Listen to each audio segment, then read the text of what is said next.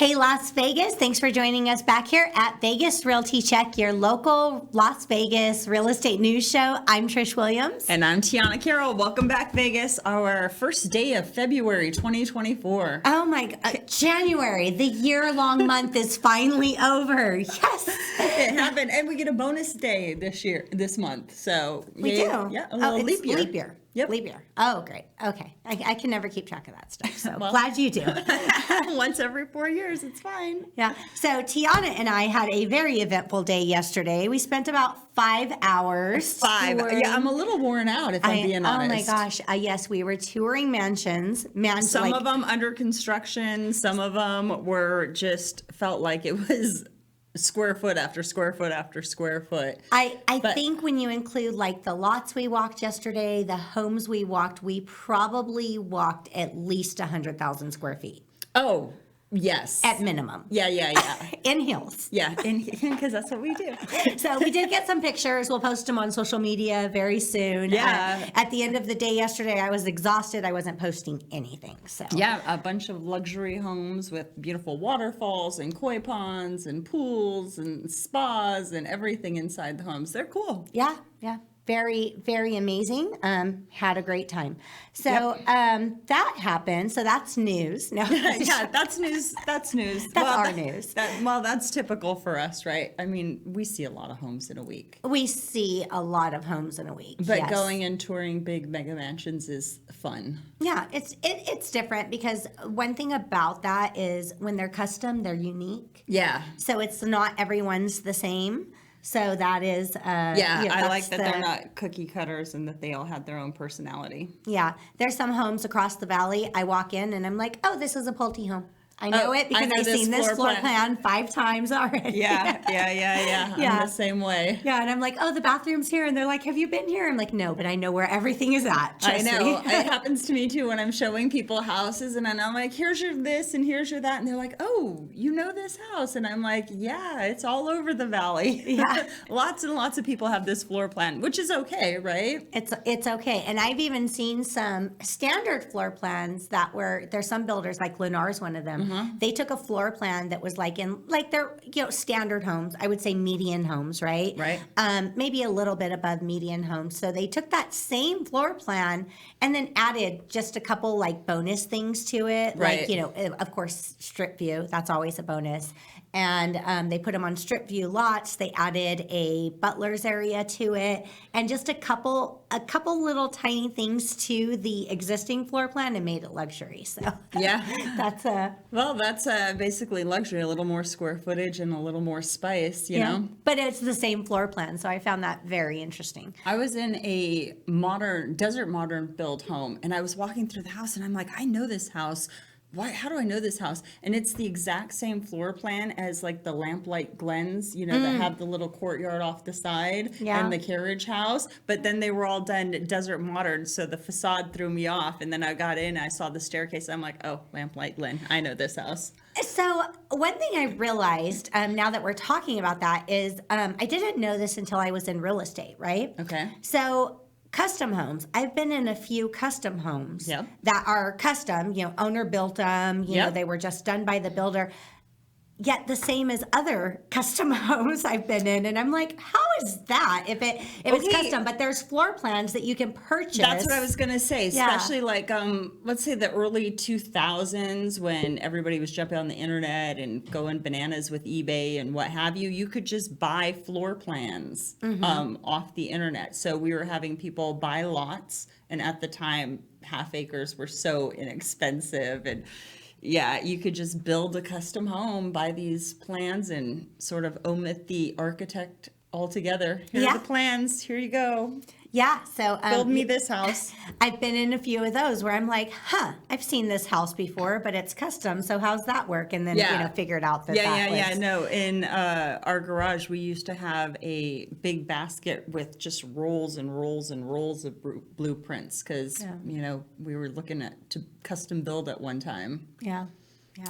After a few remodels, I'm like, maybe custom building's not the way I want to go. It's a task. You got to be up for the task. And you have to know exactly what you want, because I've had so many clients build custom homes and halfway through they're changing finishes and they're changing a little thing here or a little thing there, which doesn't sound like a lot when you make the decision like, oh, I want my windows bigger, but all of a sudden that throws your budget way out of whack and your time frame. Well, now if you're doing financing on a construction loan, so when you get pre-approved or when you're working on that pre-approval for the financing, they automatically pad it with an extra 20% because they said 9 times out of 10 there's going to be change orders and there's going to be things that are... I'm not a gambling girl, but I'd be willing to bet it's 10 times out of 10 because I've never seen anybody build a custom home from start to finish and have it the exact way they thought it was going to be. Right. Yeah. Right.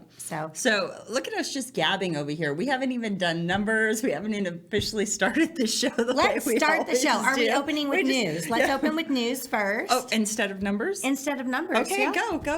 Is that not what we do? Or maybe it is. I don't know. But we're opening with news. News it is. What you got? Since 1957, the Tropicana Hotel Casino, which was once kind of mob related, right? I think at one time everything was sort of mob related. I guess if it's been around in Vegas that long, at some point in time it had mob ties. Mob ties to it. Yeah, absolutely. Yeah, it's been a while, and it was quite a big deal, especially like mid to late 80s. Oh yeah, Tropicana was hopping, boy. Yes. So Tropicana, and I'm sad. I'm always sad to see pieces of Vegas history go away. I buy them. Yeah, but thank you, Nellis Auction. Oh. Yes. Yeah, when they start clearing stuff out. Like I've got pieces of Bonnie Springs and I've got pieces of the Riviera. I've never thought of that. Yeah, no, I grab a piece of memorabilia from Nellis Auction or any auction house really once a casino goes. And they're just little things. People may not know where it's from, but I do. Yeah, that's interesting. Well, yeah, it is. But it's always sad to see this, I've seen so many casinos imploded since I've been here. It's like this just big, massive landmark, and then boom, it's gone because something new has to go there. Well, this is happening again with Tropicana. Yeah, and this sort of went back and forth. We reported that it was going to be gone, then it wasn't going to be gone, then it was going to be gone. Closed, and then it wasn't going to be demolished. Well, the latest that I seen reported by Review Journal was that just yesterday. Was yesterday the 30th? Yes. No. Before yesterday. 2 days ago. Today's the 1st. Yeah. So 2 days ago, they said that it is going to be demolished. That's going to happen on April 2nd this year. Which is crazy because Monday, what was it, the 29th? I saw an article saying that they were going to look for a different place to put the Oakland A's and that we're keeping the Tropicana. And then you come in and you're like, nope, they're getting rid of it. Well, I don't know which news source is correct this time, but I'm just reporting what I read. But they, so April 2nd, it says that they're going to be demolished to make way for the MLB stadium. That's coming to Vegas. So out with the old, in with the new. And do they still I just remember this younger years when other things were demolished, people would go gather to watch it be imploded. That's what I was going to say. Is that something that still happens? Well, I would assume so. I haven't seen an implosion in a good minute here, but that was definitely a thing. We used to always go down and watch the implosion. And if you're new to the Valley and you haven't seen an implosion, they're quite impressive in person because they come down quick and easy. I mean, it's a dusty, gross mess. Yeah, it's a dusty, gross mess. I remember one time they did it on a New Year's. I remember being way younger years when I was up for that. And being on the strip on New Year's Eve, and they had an implosion the same time. Yeah, with all the fireworks. I remember that. Was that? I don't know how long ago that was. It feels like forever ago. And was it the Sands? I don't know. Yeah, I don't know. It just feels like such a long time ago, and I don't remember what it was, but I remember watching that on a New Year's Eve on the strip. So. Yeah, I belong to a few Facebook groups that go ahead and post vintage pictures of Vegas and talk about old places and hangouts and do you guys remember this place and that place, and those are always nostalgic and fun. Yeah, so that's what this implosion's going to be for me. Yeah, nostalgia. The original Wet and Wild, that was my favorite. That was on the strip. heartbreaking. I know. It was so much fun. We have so many childhood memories there. Yeah, we do. All right, so what are we doing for numbers this week? We have numbers. Okay, so we don't have a lot of inventory. I'm going to tell you that right now. I know, that number's going down. 3,361 homes available, active on the market, single family. That is eensy weensy. And I am feeling that go so fast. And, it's getting to the point, again, where buyers are like, oh my gosh, this house just hit the market. We got to see it and now because it's going to be gone tomorrow. And the rush. We're back in that. So buckle up.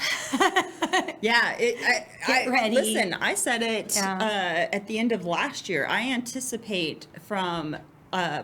it started in January. I was thinking from February to like August, September to be madness and chaos, things flying off the shelf if they're available. So let's see if that really happens. Oh, sorry. I didn't mean to kick you. It looks like it's happening. Good. Our sold numbers have gone, they're creeping up. They're doing better. So we're at 415 sold for the week. We are. Yeah. And not very many price decreases, only 358. Yep. And then under contracts. I love that you're posting the under contracts. Thank you. You're very welcome. So we have 653 that went under contract for the week. So that is, wow. We're starting to see those under contract numbers. I was looking at them yesterday, are starting to get higher than the just listed numbers.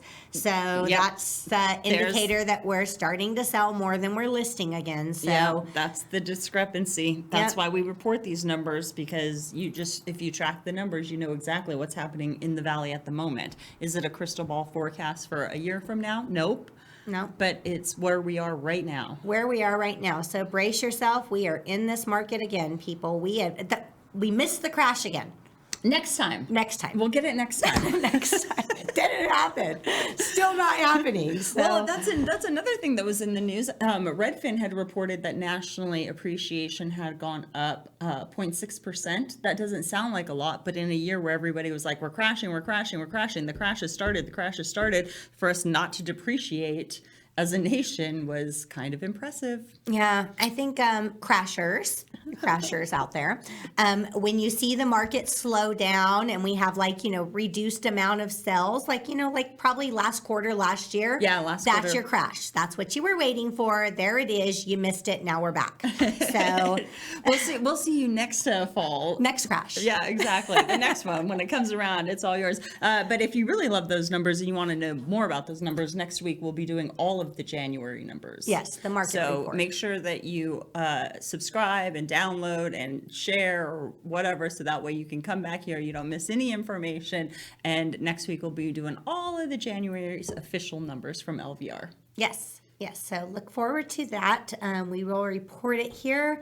Usually we report it right around or right before the time that the news lets it out. But if you follow us every week, then you hear us reporting it in real time, so you don't have to wait for that news report. Exactly. You'll have a very good understanding of where we are and what we're doing. Yes.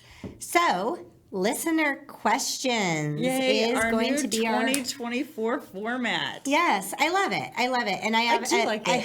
I have people sending me silly questions sometimes. I told you last week I got a, Trish, why do you always wear black? Because I'm the Johnny Cash of real estate. The girl, Johnny Cash of real estate. For those of you who can't see us today, she's actually wearing a plum color. Yes. It's dark, but it is still a color. I felt called out by that comment, so I was like, okay, fine, I'm going to wear color. And as soon as I read that comment, I just wanted to write back, she's a Scorpio. Leave her alone. Yeah. It's their thing. Yes, forever mourning. Forever mourning. I'm mourning the loss of color in your wardrobe, girl. Yeah, no, I like monotone. Well, the yin and yang, right? You're all about the black, and I'm always in color. I rarely wear black. Yeah, so it works. Balance. Life's about balance. Yeah. So yes, that wasn't a real estate question. Send us your real estate questions.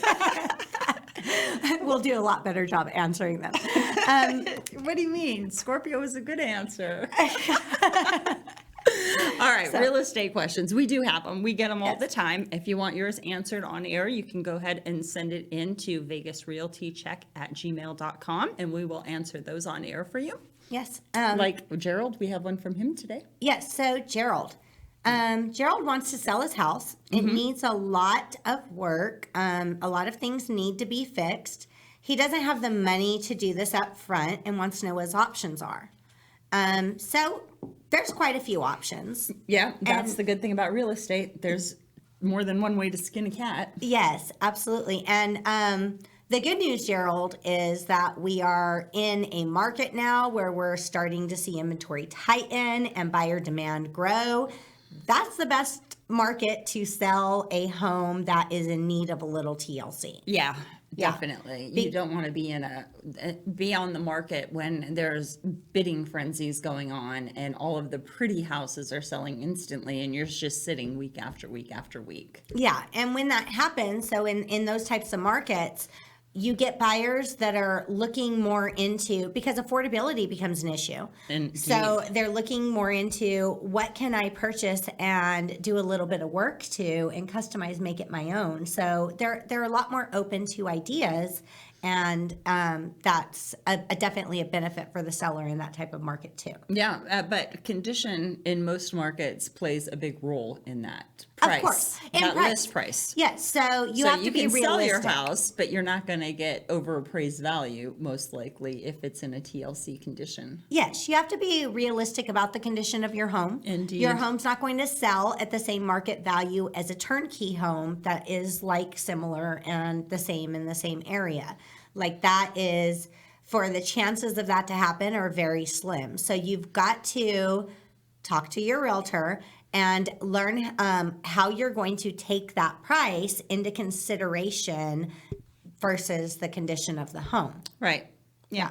And there's also other things you can offer contributions. Let's say the only thing is maybe the carpet is tore up. And maybe you're just going to offer a carpet credit because you don't have the funds to replace the carpet at the time of close. Yeah, or a flooring credit in general, because a lot of people these days don't even like carpet. Yeah, I'm saying carpet credit, but nobody ever puts carpet back in. Yeah, usually it's the vinyl or something like that. Yeah. So credits are a good option. There is one thing to keep in mind that I personally see. It's one thing to have a home that's selling as is that needs some things done. Right. And there's another thing of having a home as is that needs some things done that's overcluttered, doesn't present well, and is dirty.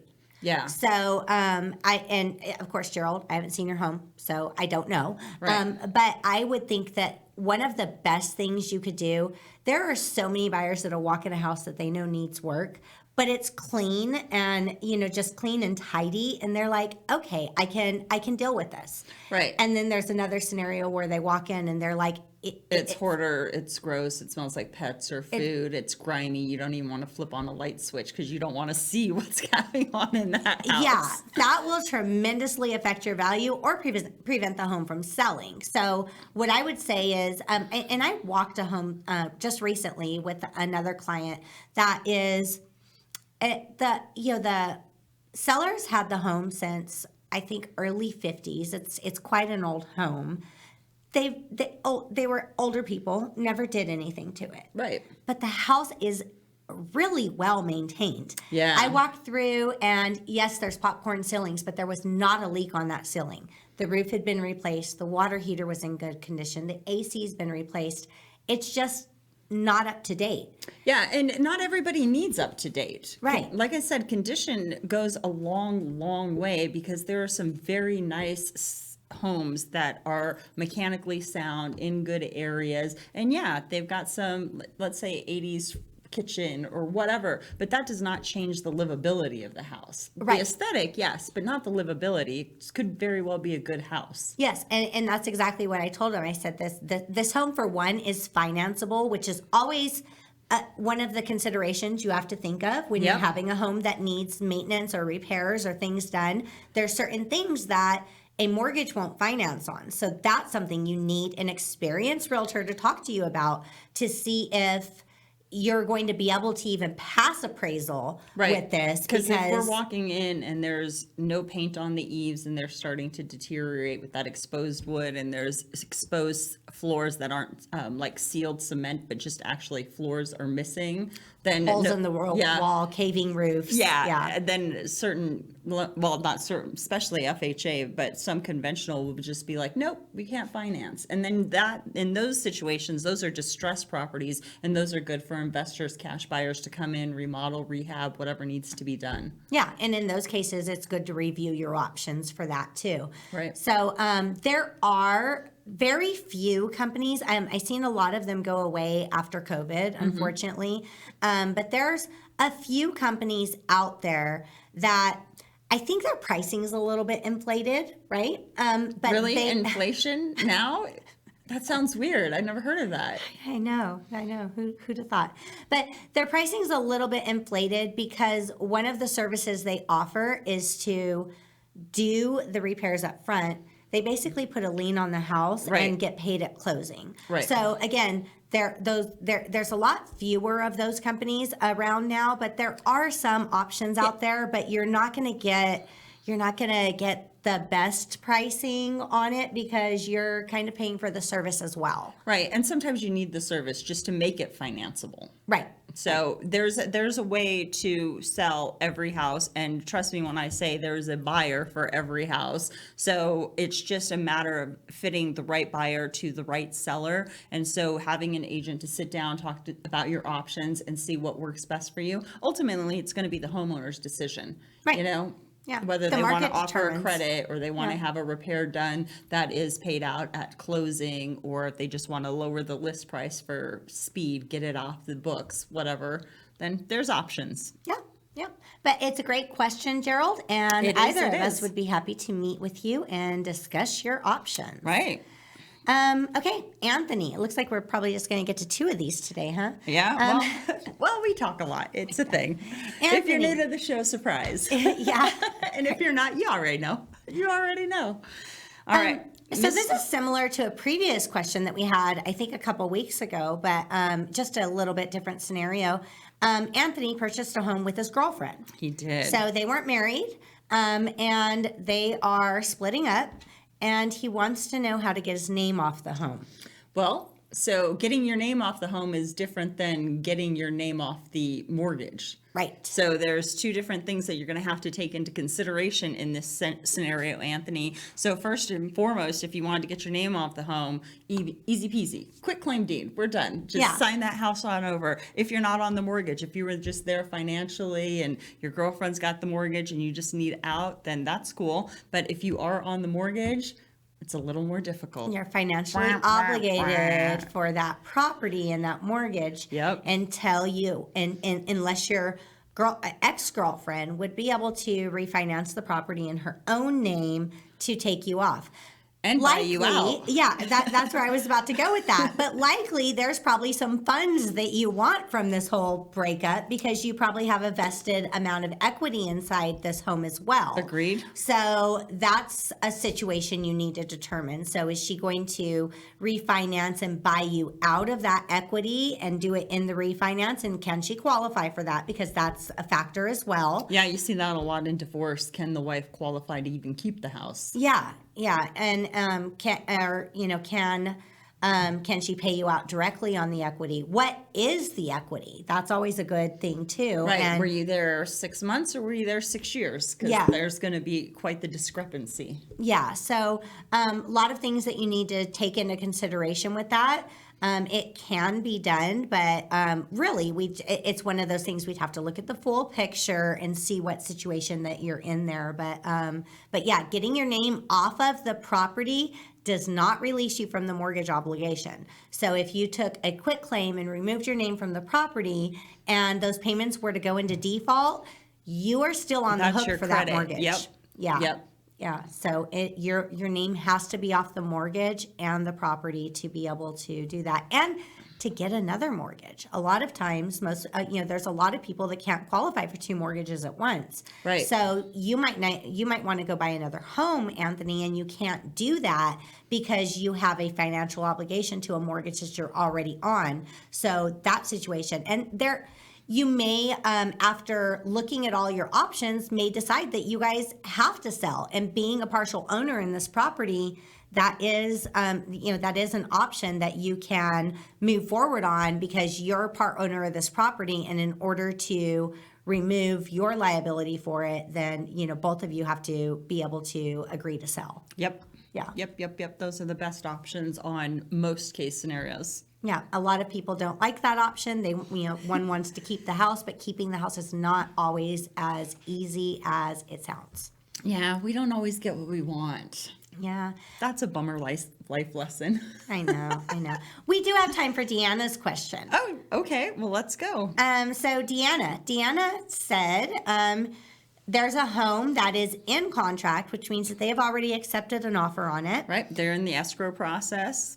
And she wants to know if she can still make an offer. You can always make an offer.